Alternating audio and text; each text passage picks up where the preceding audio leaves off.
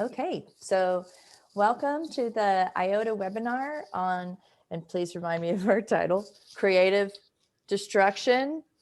I see New beginnings. New beginnings. It's just, I was like, creative destruction, new beginnings. So why don't we just go ahead. I'm Jen Freeman. I live in the States and I do quantum coaching and consulting, focusing on self as instrument. So I love helping people shift from a Newtonian view of seeing themselves as an object or a problem to be solved into a sense of process where they see themselves as a mystery to be celebrated and lived. So, and it's my pleasure to be here today to help facilitate. So why don't we just take a few minutes and we'll just take a few breaths, and most of you have done this exercise, but so what we'll do, this is from the indigenous traditions in the Americas, is we scoop ourselves home. So the idea is like your energy scattered, so you're just pulling yourself back in, and you say your name 3 times. It's like you're calling your spirit home. Jen, Jen, Jen, Jen, Jen. And then just settle into your chair and feeling your sit bones, feel your feet on the ground. Taking a few deep breaths.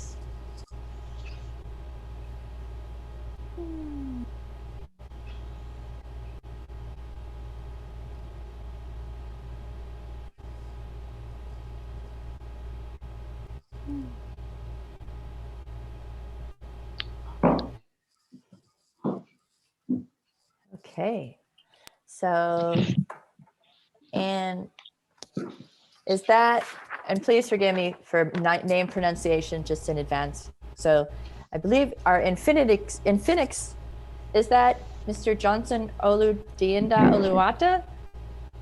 Yes, by Nigerian time, this is good morning to everybody. Good morning. Morning. Great. Thank you very much. The earlier arrival and late arrival, I think we are about starting on schedule, and it's my pleasure to be with you, right? Great, excellent. So, so we got on. Some of us had just showed up a little earlier, so we were chatting. So I'm going to do this in order of time zones. So Dr. Jim in the States is around 10 p.m. at night, so he's going to be our first presenter, so he can then let go, be done for the day. So, and then we'll move into, the morning people. So, so Jim, if you would like to, well, actually, since we already said hi, but just, so we've got. So again, I'm Jen in the States. And so if you guys just want to just say your name and where you're from, so that when people are watching later, they can appreciate. So. Yeah, I'm Lakshmi from India. Yay, Lakshmi. Hi, Lakshmi.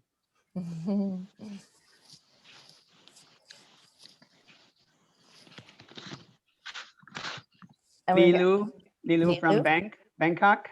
Excellent. Lovely. Dr. Lilu, are you there right now in Bangkok? Yes. A month ago, I came from Chicago. Oh, yeah.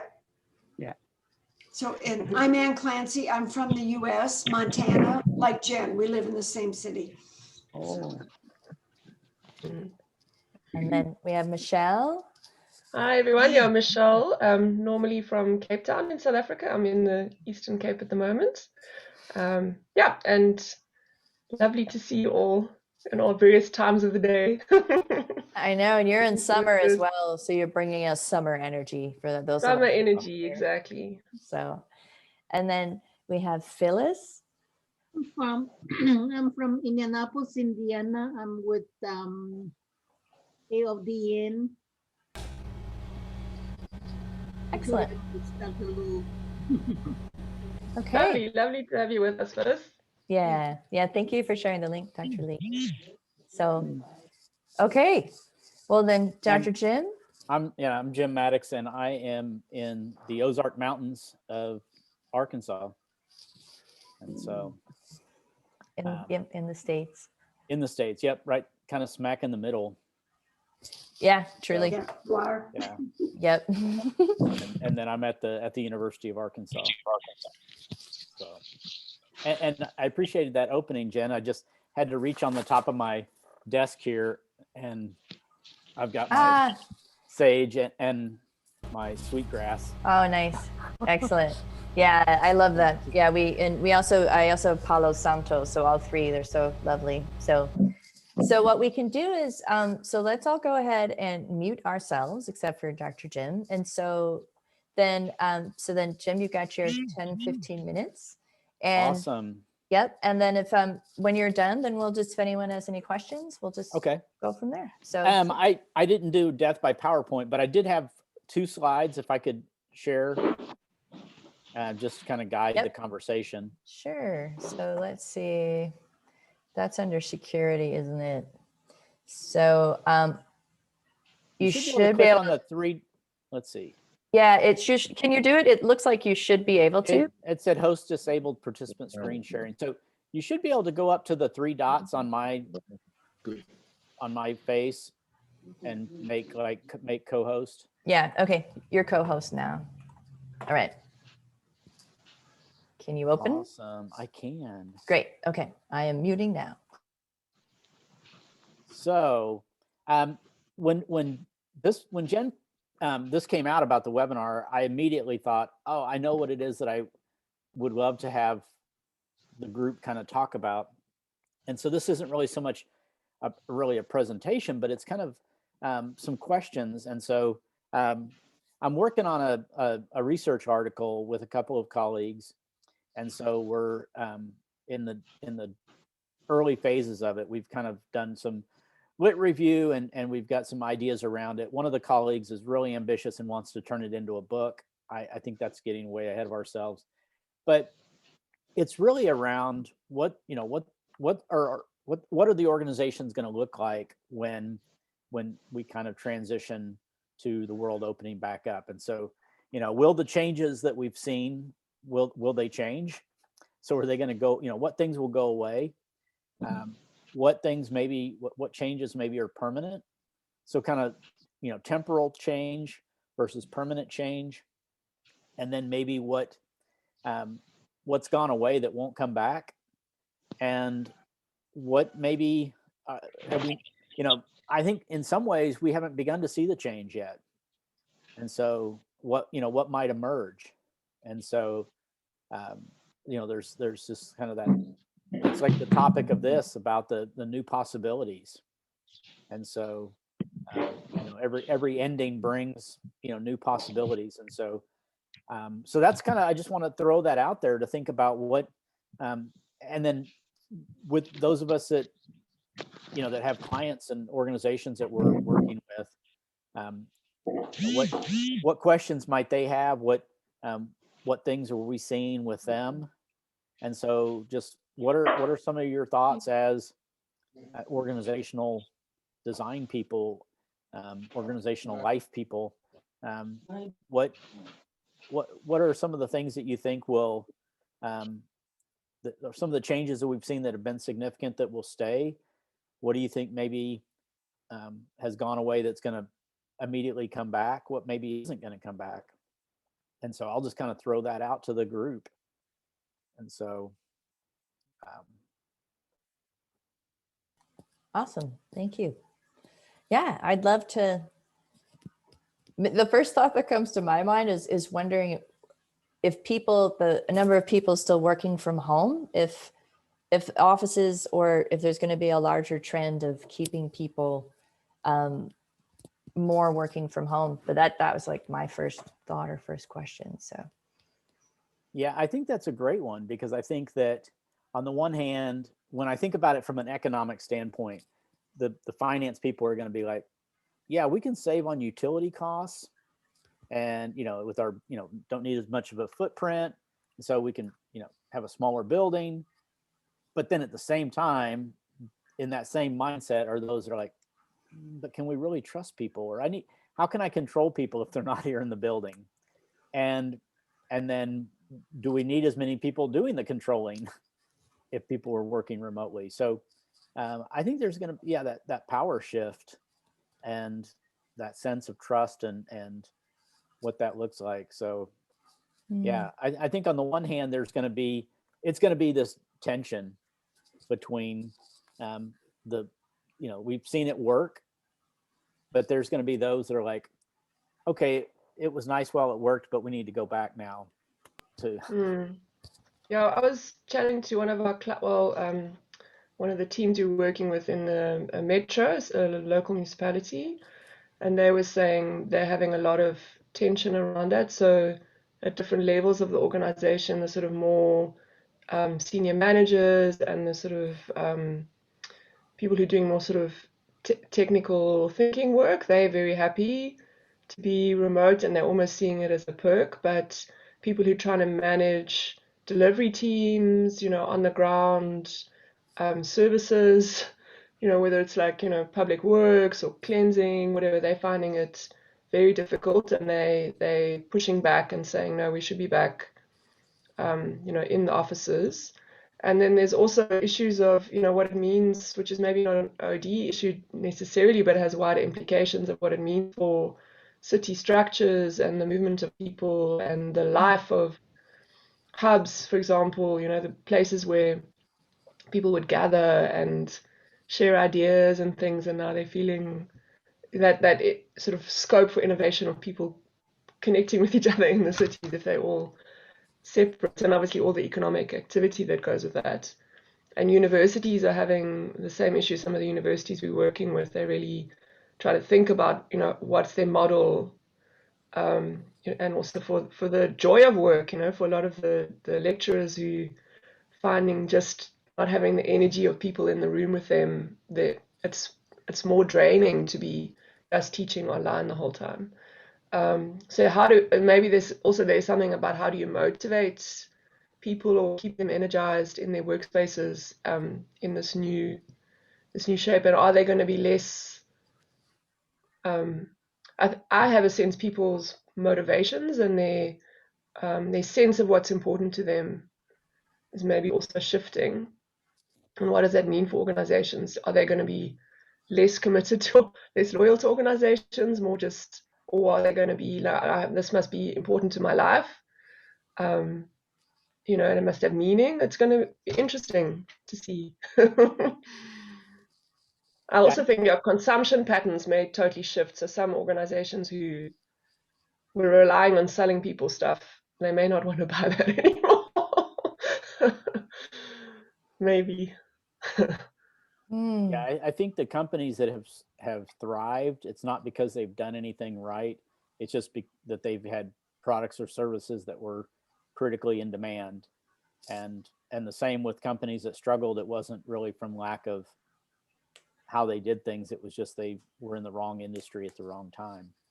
But I think after this, it's going to emerge that that's no longer going to be enough to survive, to just be in that critical role. Jen, I'm really curious what you and Ann, with the energy work you do, what are your thoughts on organizational life if you don't have people kind of face to face, if you don't have them physically around each other? That's a great question. And would you mind if you stopped sharing? Could we stop sharing that one slide so Sure. So just the people can see, and then we'll go back to that. Oh yeah, yep. Yeah. So this is really kind of the same thing. So I can stop sharing and we'll just go great. back to Just people. thinking about for people when they watch the recording. So so my first thought, and then of course I'd love to hear your thoughts, Anne. So one of the things about the limbic nervous system, as I'm sure many of you know, right, that it's both quantum in that you can be connected to someone and they're thousands of kilometers away and you still can feel something's going on with them. So there is a level of where time and space is not an issue, but at the same time, it's very draining in my experience to the animal body if it's trying to connect through technology all the time, and the feeling, the limbic, it's how we monitor, sounds too clinical, right? But the sense of how we're with how each other feels and how we create a group energy field. So I practice Qigong and I've been doing that for 19 years. So on a lot of levels, I really do know and feel how energy fields you can connect, and they're non-local, but again, from a human sense of connecting and creating community. I feel like being in person, there really isn't anything like it. Like when we get to be together at the conference, it's great. There's so much communication happening on so many levels. So that's my first thought. How about you, Anne? What are your thoughts? Yeah, I have different experiences. So, I mean, my business was a lot online anyway. So when 2020 kicked in, I do a lot of strategic planning. So, those kind of fell by the wayside because those are usually done in person. But then all of my training workshops, they just flipped over into online. And then I ended up doing like 3 webinars to audiences in the Middle East, which I had never been invited to before. So it seems to me, in my experience, the workshops and the kind of educational sessions seem to go on fairly okay. And I've only done one strategic planning online. So that seems to be the hardest. And I work with a local refinery. Well, it's not local, it's Phillips 66, a worldwide refinery. And I facilitate their Citizens Advisory Council. And so we could not meet in person. And so I had to devise a kind of an online version of that. And that was really different and difficult for people. Because strategic planning is different in that you need to, brainstorm, exchange ideas. And normally how I do it, you have flip charts and people are looking at it, you create a whole environment, a live environment. And that I find is a lot harder to translate online. Whereas if you're just doing workshops, I'm not sure exactly why, but that seems to go more smoothly. So that's my experience. Now that you're mentioning strategic planning, and I mean, a lot of organizations that we were dealing with, they're like, it doesn't make sense to do any strategic planning. Yeah, it's just like so much Everyone's harder. just trying to, the cycle of, and I think it's interesting, is that a transitory, in your questions, Jim, is that a transitory thing and people are going to try and go back to longer term planning? A lot of people are saying, no, it doesn't things are changing so quickly and the evidence is coming in so differently about what's happening, whether it's around the workforce or the market or the COVID situation or the rules of the game, anything. People are having to, I don't know what it's like where you are, but like organizations here, the regulations will be announced the night before that you have to implement the next day. Suddenly you've got different curfew hours or you've got different rules about what's allowed or not allowed. And so organizations are having to adapt so quickly. And then I think they also think, well, and that's positive in a way. I think people are learning, wow, we can be incredibly agile. Some can be. But on the other hand, they're saying, well, there's no point in long-term planning. I don't know if that's happening in other parts of the world, but then they kind of stuck because their structures require them to do that. They're still supposed to have a 3-year plan or a year plan or something, but then as soon as they've written it, it doesn't make any sense anymore. Right. And I know, people who are more in the innovation space have gone towards quarterly, very agile, adaptive processes. But like the public sector, for example, it's very hard for them to do that because the way that the budgeting and reporting process happens is you're supposed to do it on a 3-year basis. So they're really feeling trapped a bit. How do we deal with the situation? And are they going to change the requirements as well for what they're supposed to do in terms of planning? I'd be really curious to hear what's happening in other parts of the world on strategic planning for organizations. So I don't know. I've come in late, and I'm not sure what the decorum is, but I'd love to jump in on that topic. So the first thing is it reminds me, because again, these are cyclical, but they're not the same, but they're the core dynamic in structural change. And we're in the midst of a structural change in terms of the industrial ages going from 3 to 4. Plus we've got a pandemic. Plus we've got the equality dynamics, Black Lives Matter and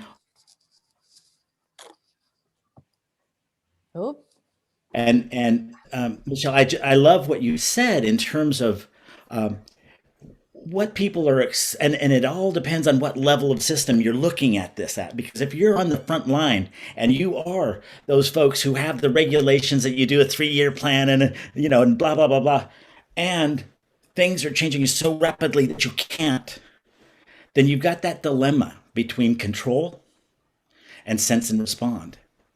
And when we're moving through these changes, again, folks, and I want to go to what Jen said, because ultimately in these times, if we come from the mind instead of the heart, or the right brain and the left brain, both and the body, and if we use our use of self, we're going to have a very different kind of response than if we just continue the mechanistic model that has been present unconsciously for such a long time. So again, we get these perspectives, I mean, I remember right sizing, and it was the same kind of thing where, again, the idea, they just eliminated people because it increased quarterly returns and didn't think about what they were breaking, the relationships and the work and all of that, and who's going to do it. And they didn't change the way they operated and just expected fewer people to do more.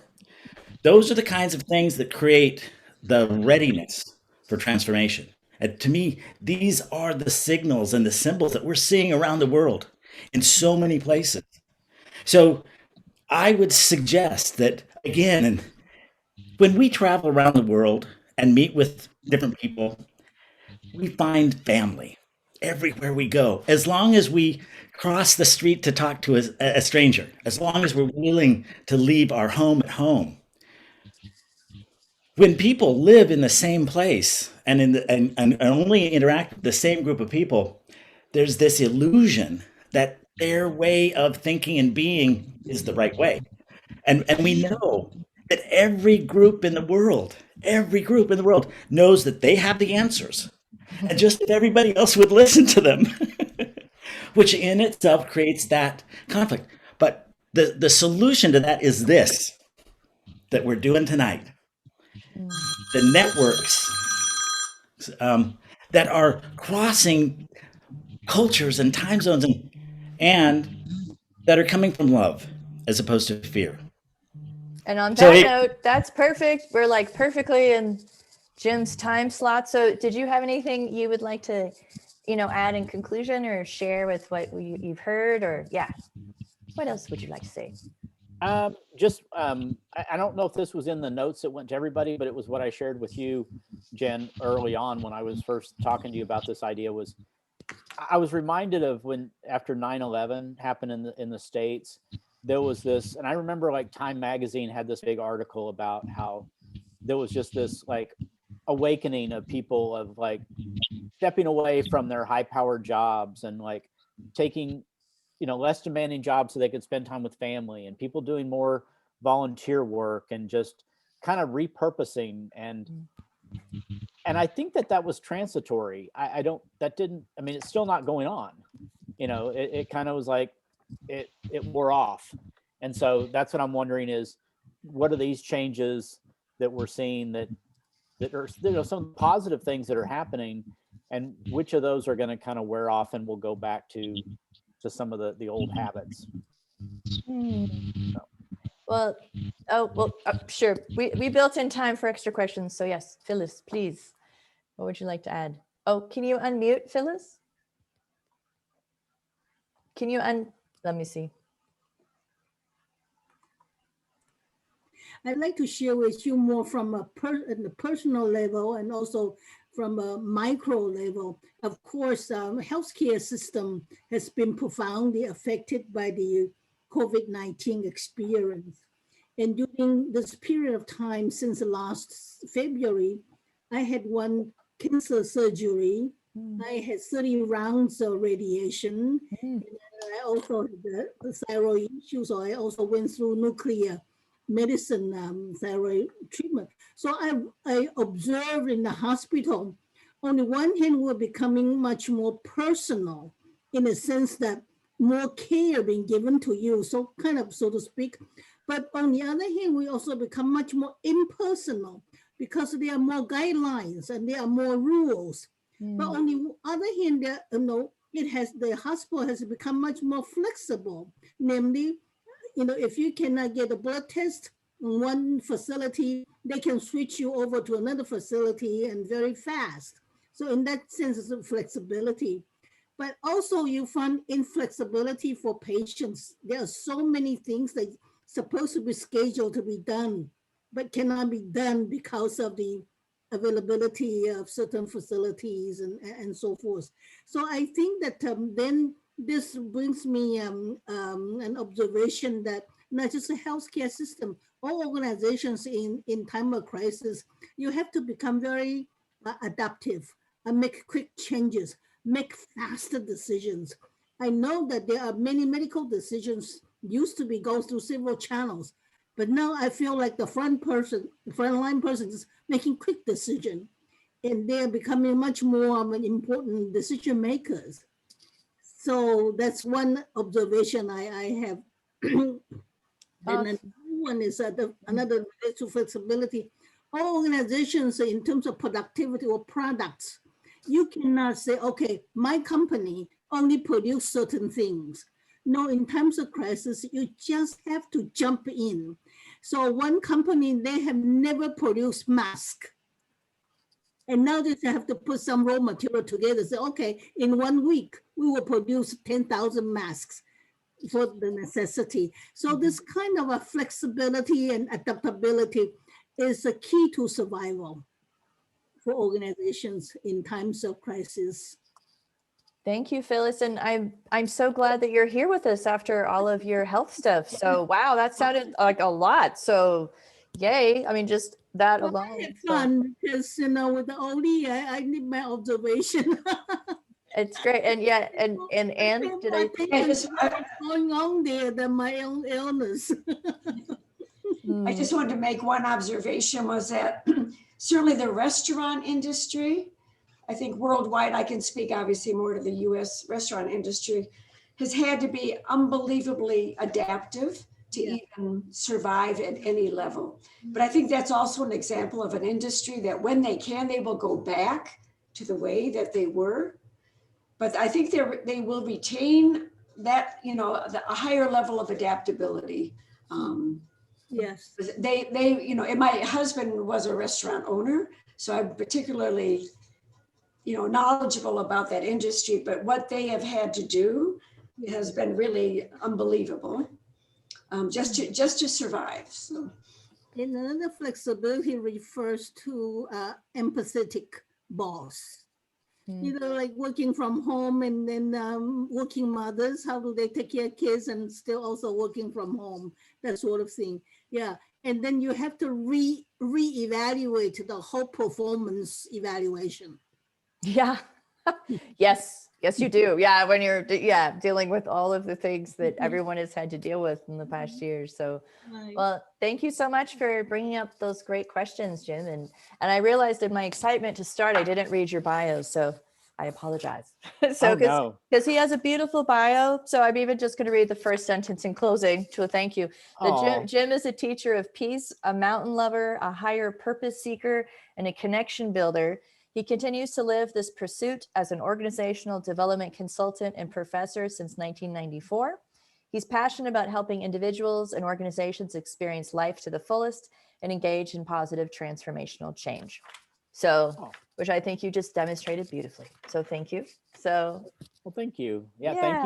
Thank you for giving me this opportunity to interact with this group. It's great. And Michelle and I have learned in our process, these webinars, that we built in much more time so we could all just chat.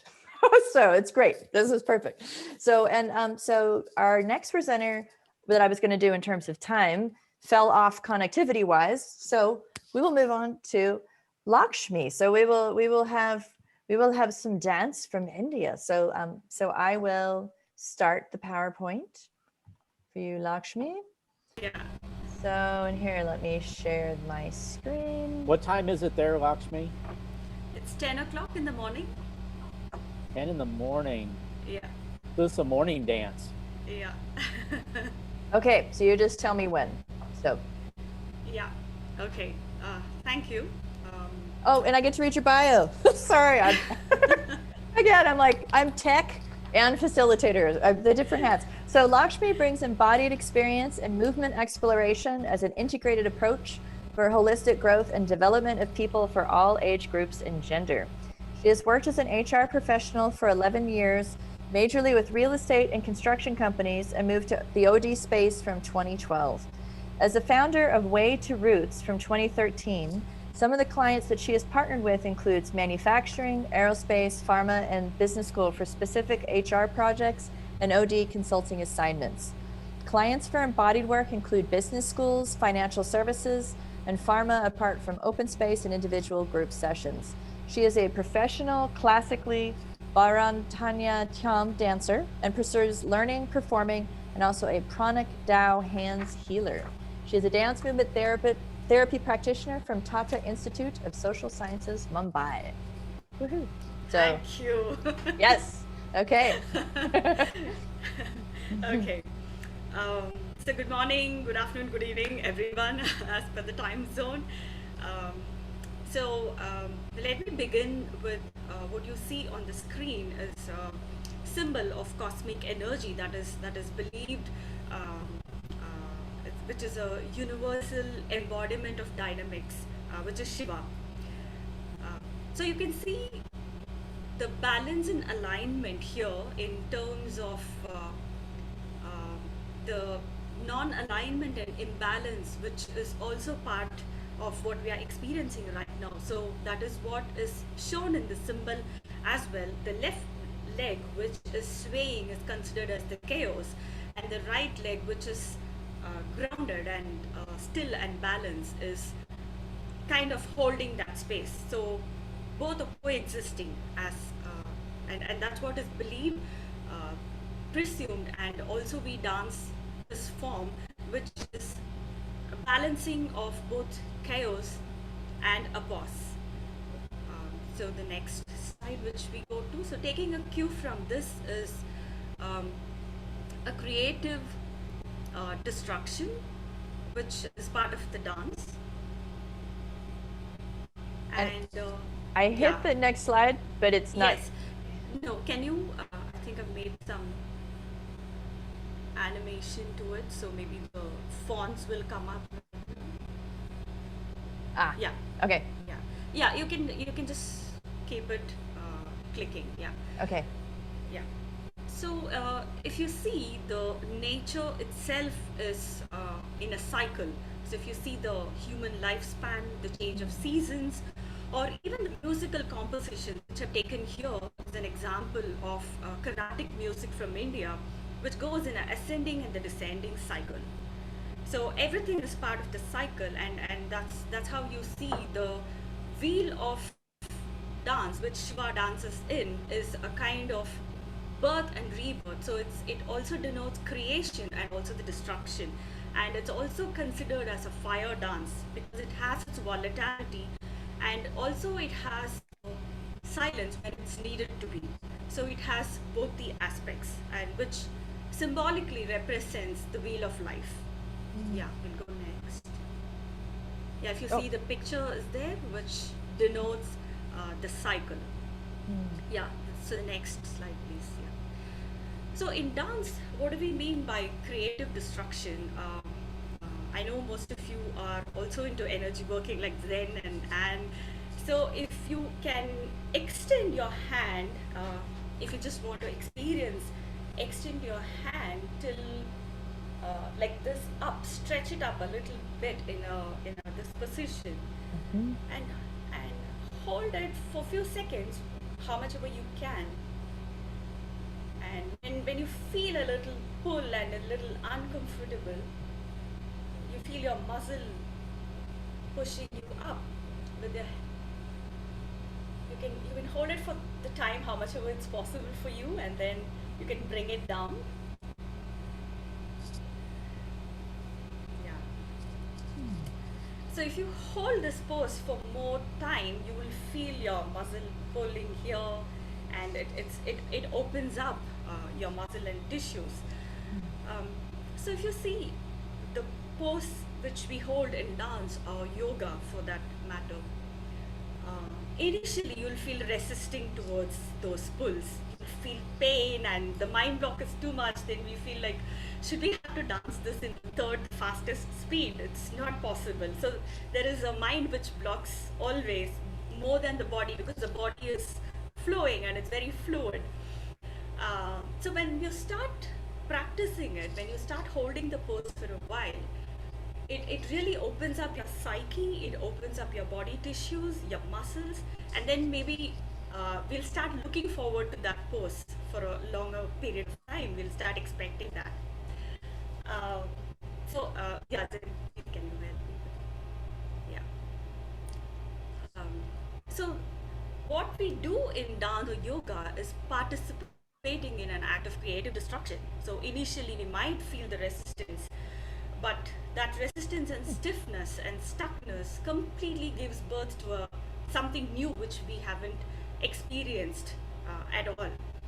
So it's good. The last point has also came up in our discussion that the culture which we are brought in may define certain things. So for my culture, maybe longevity means quality, but maybe in your different culture, short-term orientation can be considered as efficient.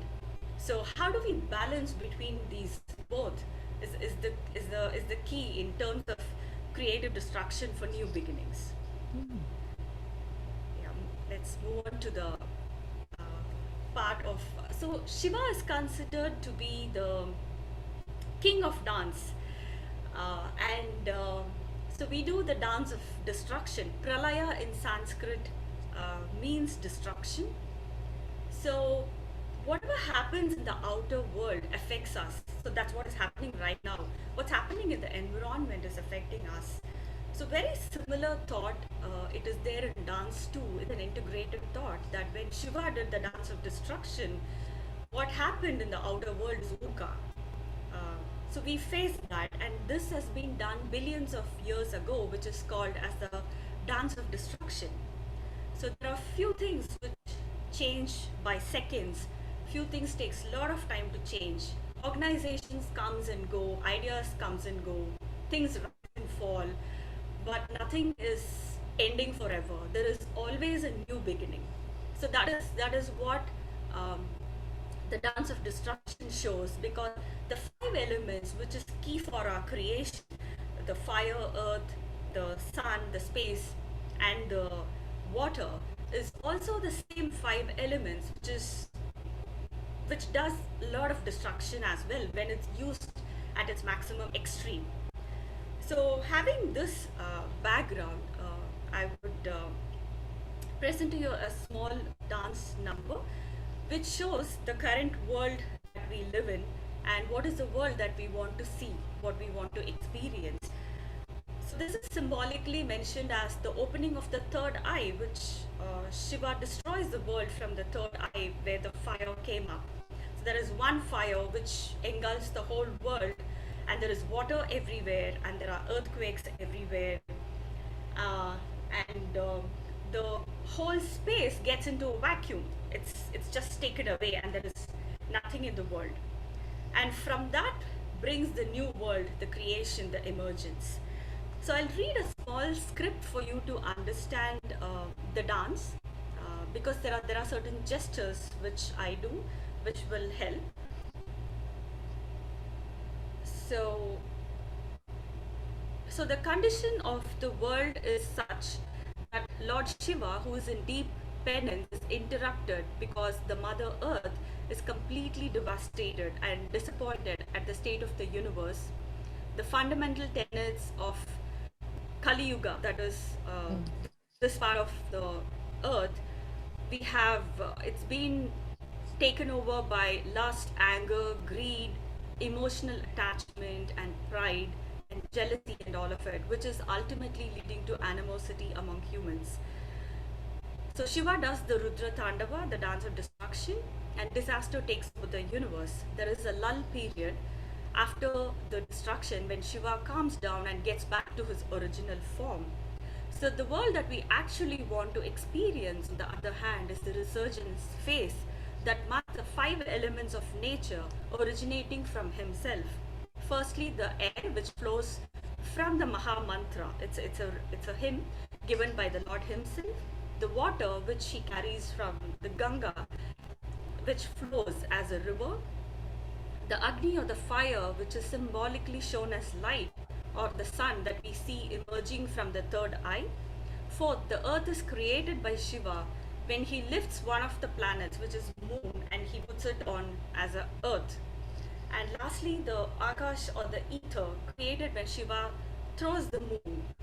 And from there emerges the nature, the fish, the birds, animals, man and woman, the symbol of Shiva Shakti, which is Ardhanarishwara, which is also a concept of yin and yang, which is the masculine and the feminine in each one of us. So we'll watch 6 minutes, 7 minutes dance number. Okay.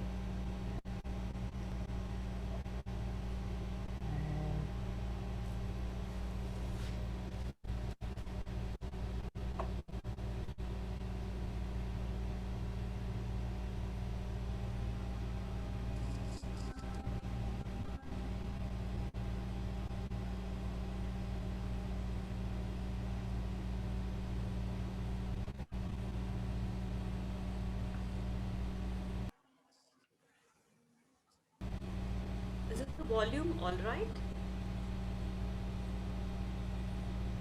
Have you shared your audio, Jen? Increase the volume a little bit. It's not, you don't hear the audio? No, I think you may have to, if you go to your sharing, advanced, you may have to share audio or say optimize for video sharing or something. Okay, so where would I look for that? Under?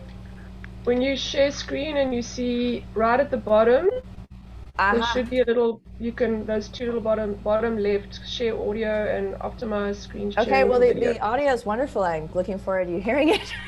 So I was like, wow. Okay, so let's start again. To share my computer audio, please install the Zoom audio device. Please here. Let me see if I can if it'll just do this and not mess us up. And. Or I can play it. Or you can play it. Yeah. It looks like because we don't want my Zoom to crash. Although Jim is co-host, so if I disappear, Jim is still there. So, so yeah, Lakshmi, go for it. Yeah. So just let me know if you're able to hear it.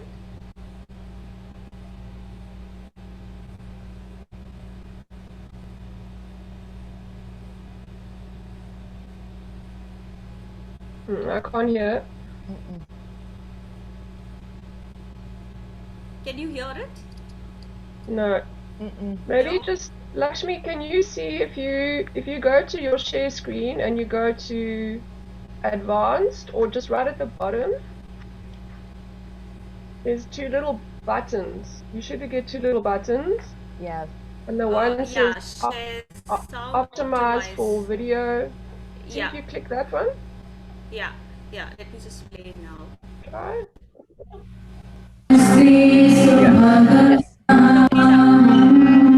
Can you hear it? Yes. Yes, thank you. Yes. Okay, thank you.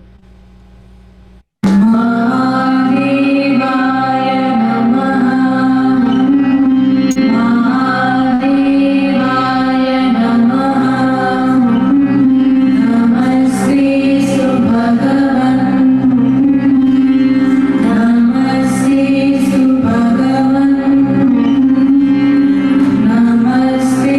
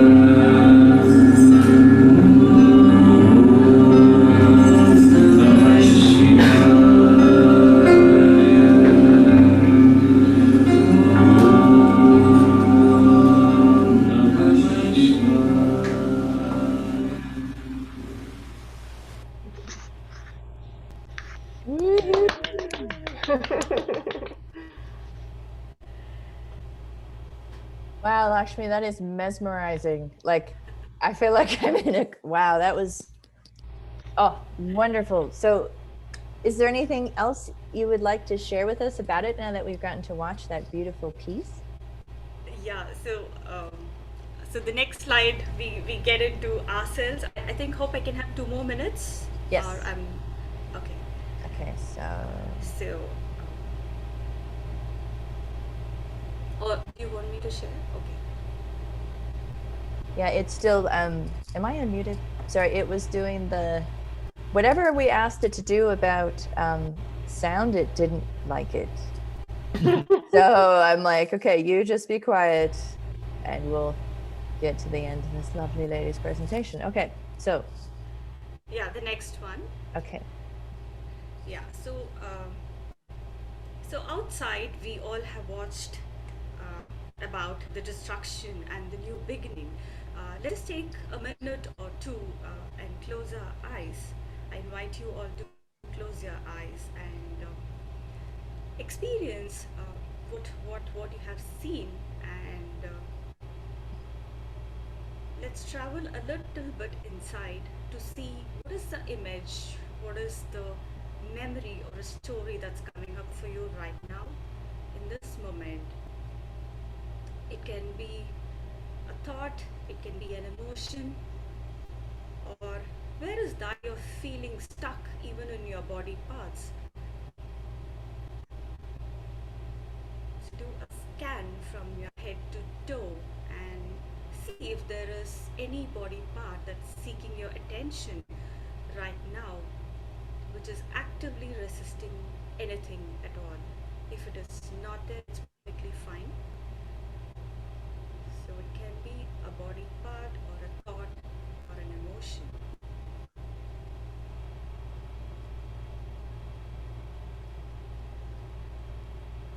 As you identify and acknowledge, embrace that with the creative destruction. Let go of that right now. Let go of that. Release it completely from your body and embrace creative destruction.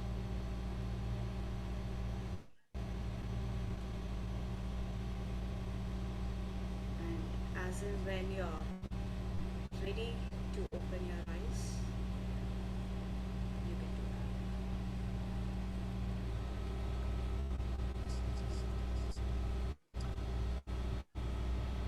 Ah.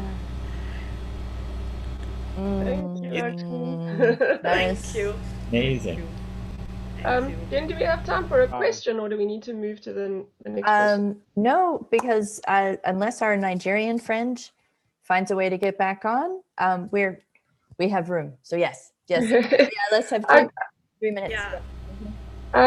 Lakshmi, I was just very interested. Have you, as you're trying to integrate obviously this dance and your OD practice, have you had experience with trying to use this embodiment to help organizations feel more comfortable with the creative destruction, or feel more, or feel that it can release what they need to release, or find the joy in the, because that for me really struck me, that the sort of manifestation of the joy of the new.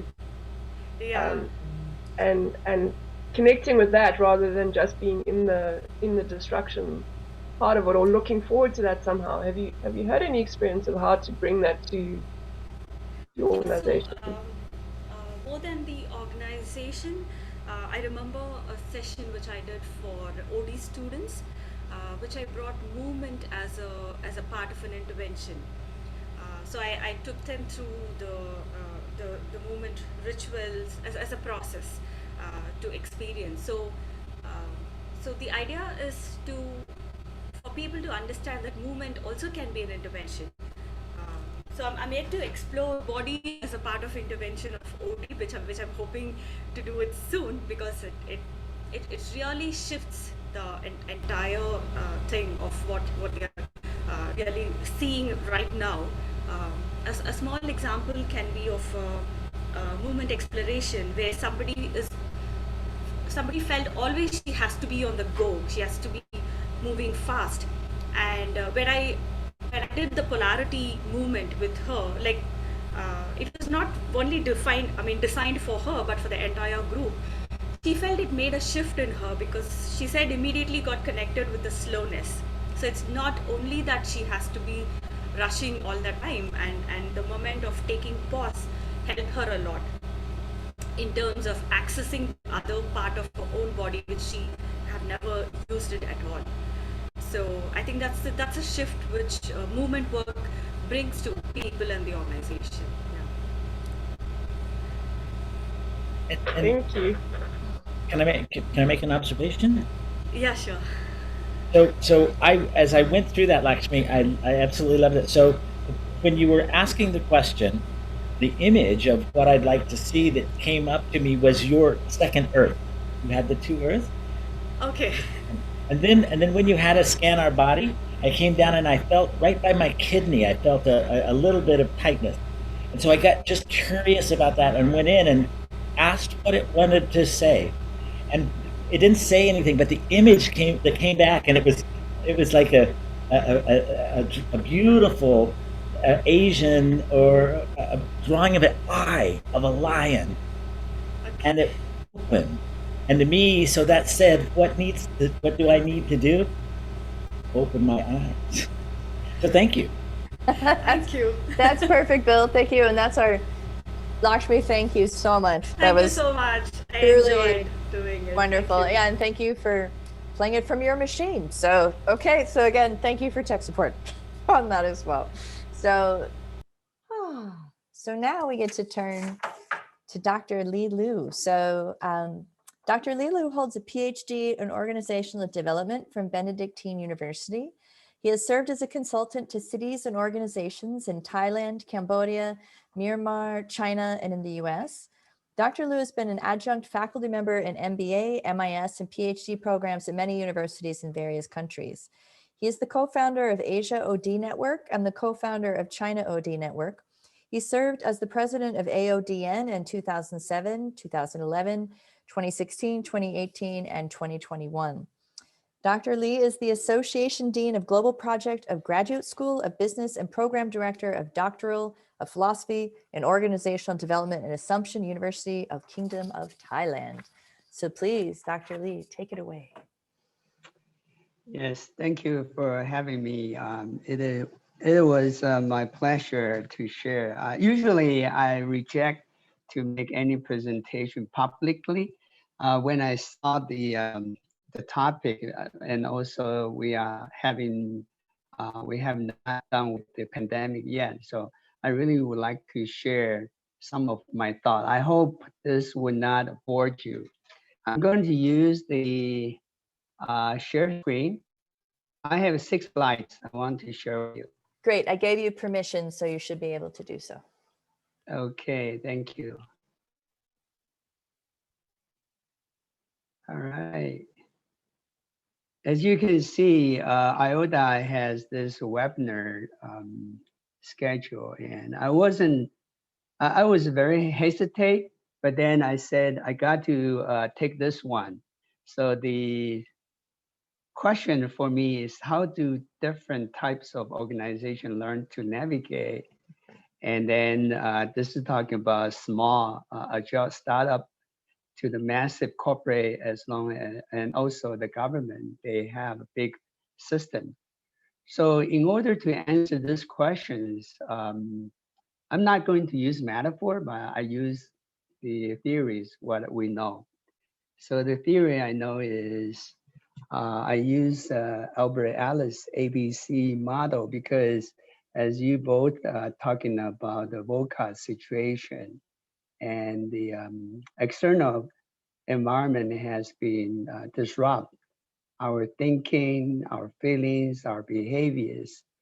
And Albert Ellis, his ABC model, as you can see here, is the acting events trigger individuals' own perception of the event.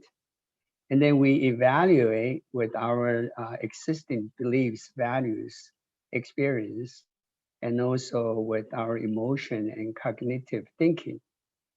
And then individuals' behavior and consequences will be produced and introduced. And Oprah really trying to use this model to help people to get rid of negative feelings and thinkings and also behaviors. So this is called rational emotive behavior therapy. This is part of a CBT, a cognitive behavior thinking. So I would like to use this because we're all under the uncontrollable environment. So how can we help ourselves to relieve our feelings? And then we can turn it into a positive thinking. So the next slides is come from the Thomas Kuhn. And I like his paradigm shift. So what we were behaved and what we were before pandemics, I call that old paradigm. And what we are now is emerging paradigm. And what we want to go is new paradigm. So the paradigm where it's become stable, it's changing very slowly. But here's an opportunity, even this is an unexpected crisis as a force to thrust us to think differently, how we can creatively to make a revolutionary transformational process to change ourselves and as well as our organization. When we make that happen, that could be post-pandemic, but we are living now as Lashmi was talking about psyche, right? This is our self lively dealing with the reality now. All right, so I want to move to the next slide, and this is my suggestion. So because my question is, regardless small size, medium size, large corporation and government, they are all facing the challenges. So what should we do? And I would suggest this is came from Chris Wallace's Integrated Strategic Change book. And I like this book. It's very structural and very clearly has 4 steps. So we have strategy on the top. He called this strategic planning, and that including the missions, objectives, strategic intent, and policies. And then down below, it's organization as itself, and he called this strategic implementing. So all together with this ball on top of this box, he called strategic orientation. So this is what current strategy and current organization. The organization has the structure, it has the core activity system, it has the HRM, and also it has culture within it. And this is the place we implement the current strategy. So we want to analyze whether we want to make a strategy so we can move to the new strategy and probably new structure, new system, and new culture if we need it for the future. That's a future stage. So in between, that's the transition or transformational process. So I'm not going to go through the detail of this. I just want to introduce some of the theories, models, and thoughts for us to think about it. So in order to accomplish this process, and we need to be more creative, as I share with here, right? This is an opportunity, the creativity. If we could be creatively thinking and planning, then we could develop a new paradigm for our organization as well as ourselves. So this is, I also borrow from Kavanaugh and Roster and their creativity model. There are 4 steps: preparation, incubation, insight, verification. And preparation is we must be clear, understanding what we want to be achieved. And then we have to get the relevant information. This is pretty much like we want to solve problems or understand the opportunities. We want to get data and analyze data and then try to identify alternatives. Incubation, meaning even we are very focused on what we want to do, but sometimes it cannot reach what we want. So the idea is we don't want to focus very much. Instead, we pay little awareness and put this aside, but we are not going to give up or forget. So we revisit our objectives frequently. Maybe this is what we call divergent thinking process. So we're still thinking, but not really focused on a very specific solution or methods. And when we move to the inside, this is pretty much like when we start at the beginning, Jen asked us to close eyes, take deep breath. And then also when lecture asks us close eyes, I'm also almost fell asleep. And you asked us, what do we see? I see my heartbeat because I hear and transform to my visualized. So I didn't see anything else, just my heartbeat. But anyway, I think I have anxiety. I'm counting how many bits I have. So the insight is,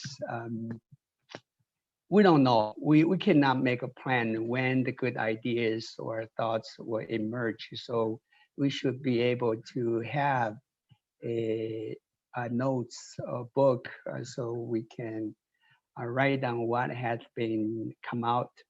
And then if we go through this and we got some idea and thoughts, and we're going to go through the verification, that's the conscious evaluation and experimentation. And this is very vague, but this is just some idea. We could say this is kind of like a mental model for us to think through this.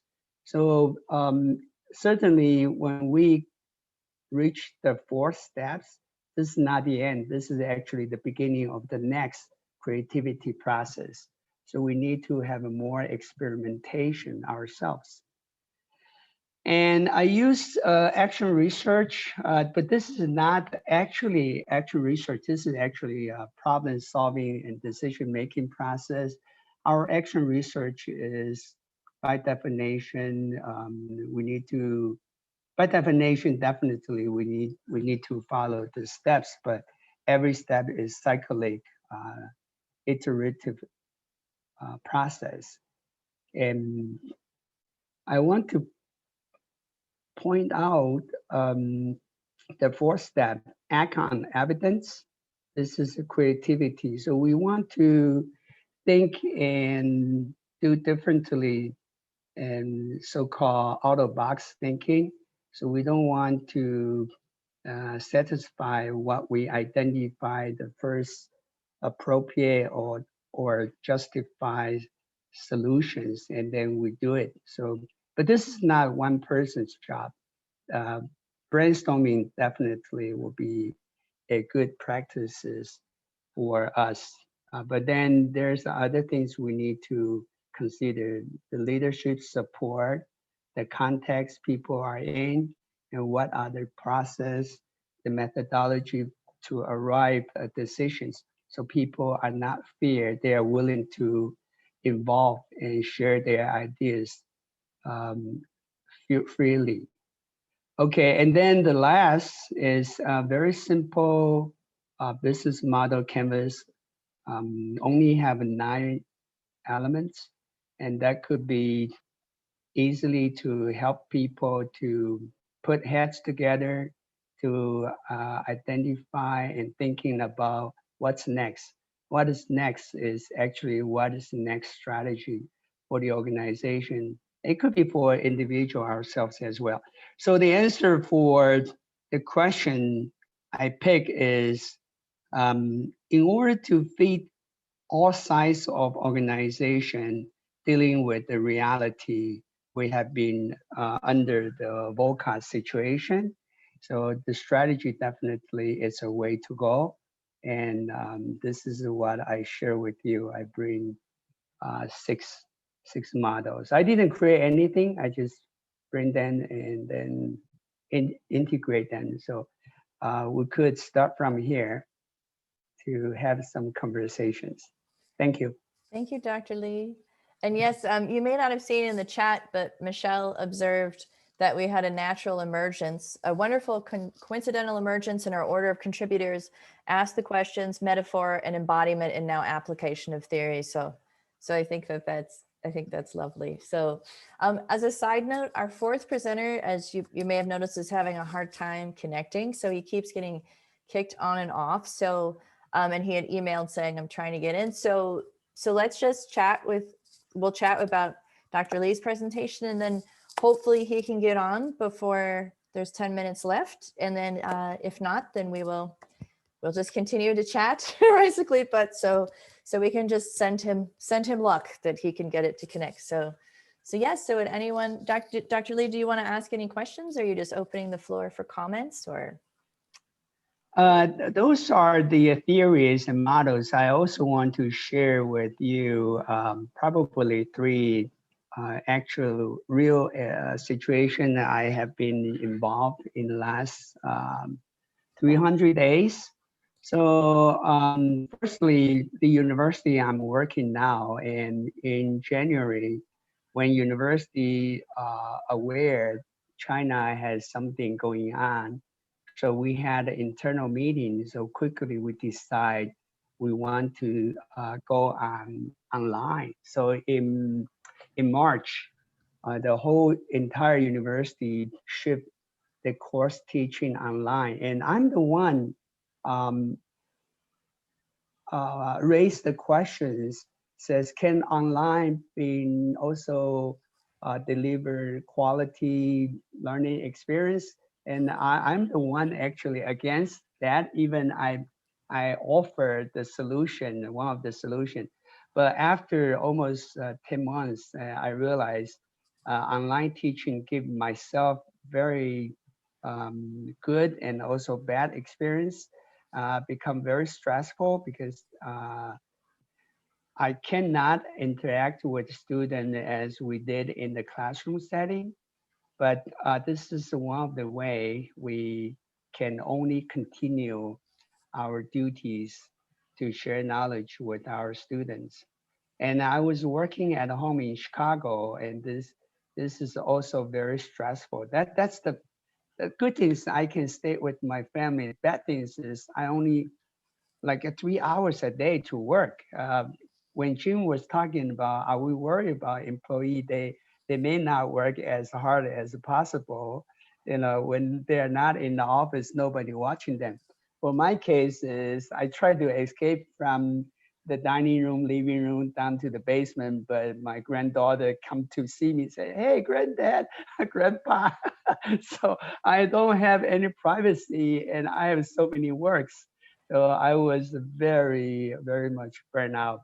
So I like to come back to the campus, so I got my personal freedom, 24 hours. That's one of the things. And then I attended one webinar hosted by Georgia Institute of Technology. They have a CEO series just started last month. So I attended. The first one was the CEO from Georgia Pacific Paper Company. Their revenue is $6 billion. They have more than 30,000 employees, more than 150 facilities, and more than 30,000 suppliers. So think about that. And this is a very risky to operate the organization as usual. So they actually have internal meeting discuss about whether they should shut it down. And then the middle management proposes they don't want to shut it down. They want to have their job and they want to keep working and they will pay attention to their safety. And the outcome is they triple their revenue. If they shut it down, they wouldn't have that opportunity. So the president, the CEO of the company was talking about the cycle. I think that he was talking about value cycle to the market and customer. He emphasized the existing capability and new opportunity. This is a cycle. So they said if they close down and they would not have opportunity to understand what the market changed, and now they are fully I think they're fully confident to continue the upcoming years. And the other, I want to just share one more, two more. It's very similar. Two more. One company factory in Thailand and the other one in China. We conduct this consulting services online, and both of the company are facing dramatically decline of their business because of the pandemic. So they are struggling how they can continue their business. So we conduct the strategic planning process. To them, it's very new, and it is not easy, as Anne was talking about. When we conduct strategic planning, this is hard because when people sit together, they can brainstorm easily. But when they are all holding their own camera, this is very hard. And energy is not there. So this is my experience to share with you. I will shut up and then give you the floor. Thank you, Dr. Lee. Does anyone have any questions or comments for him specifically, or just even things that made you think of in your own work? Well, obviously the chat's been going. Many people are saying things, but does anyone want to share anything right now? My one question, I guess, is when the speed of the change and the speed of the process, and Lakshmi, you spoke about that feeling of rushness versus the feeling of getting into seeing this different like time of this change, and I think I have a sense a lot of organizations, they're having that sense almost of panic, like that we have to change so quickly. We have to adapt so quickly and sort of react, was being reactive and feeling that they're getting into that cycle rather than being able to focus on doing anything.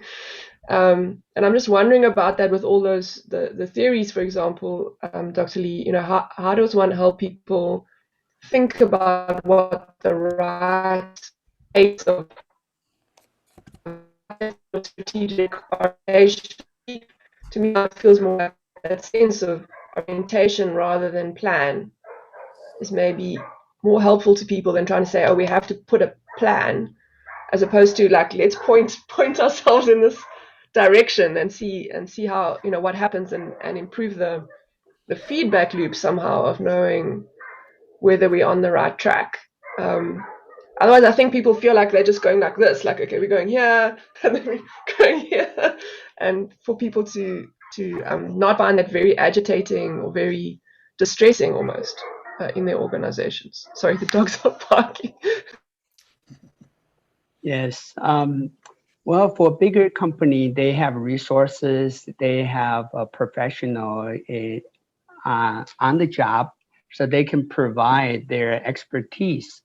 But for a smaller company, family-owned business, they are really struggle because during their normal situation, they can survive, they can grow, they can thrive. But under this unexpected crisis, they really don't know what to do because most of them has no idea about strategy. Even we think strategy is common terminology, it is not. And even they know strategy, but they don't know how to do it.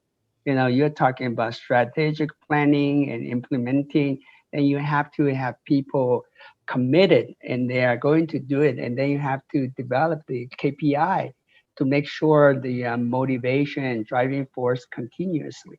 So it is not easy. So I had a very much trouble to trying to teach them.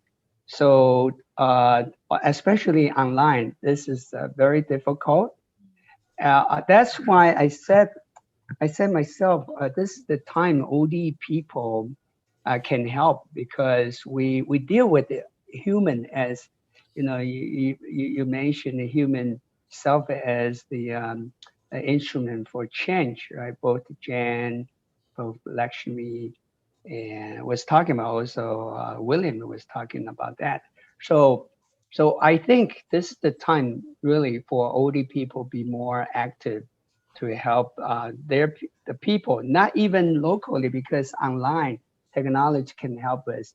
But then whether those people know where to find help?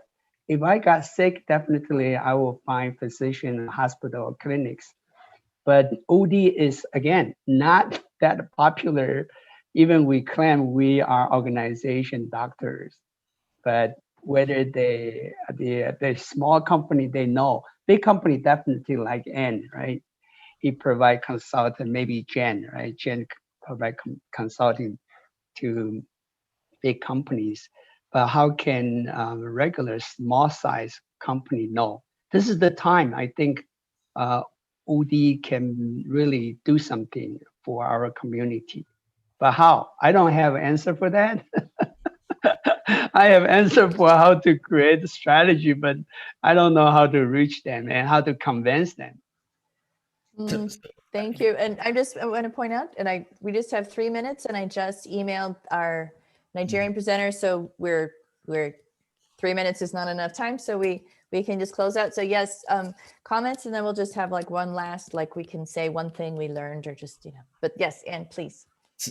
I was just going to respond to Dr. Lilo that because I've done a lot of tried to do a lot of work of strategic planning with small companies, and it's a learning process because, like you said, they don't know anything about strategic planning or in any kind of not even a formal manner, even an informal manner. So my experience is it takes multiple times before they understand what's happening, and then they can move forward more quickly.